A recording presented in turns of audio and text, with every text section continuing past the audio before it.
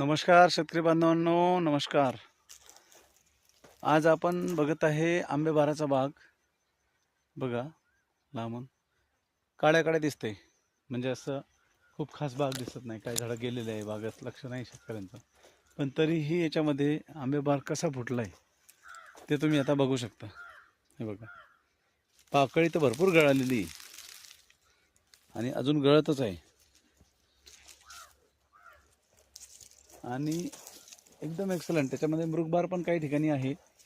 तर हा पण अर्ली बाग फुटला होता, म्हणजे नोव्हेंबरच्या एंडिंगला पाणी दिलं होतं आणि 1 महिन्यामध्ये आता हा बाग सेट झालेला आहे. म्हणजे काही पाकळी गळलेली, काही गळायची राहिली, पण 8 दिवसामध्ये हा सेट होऊन जाईल. आता याचा फायदा काय होतोय की आपला बाग आता सेट झाला, लोक आता पाणी फोडते आंबेबाराला, म्हणजे आंबेबाराला पाणी फोडते. इथून पुढे 1 महिन्यानी फळं सेट होतील आणि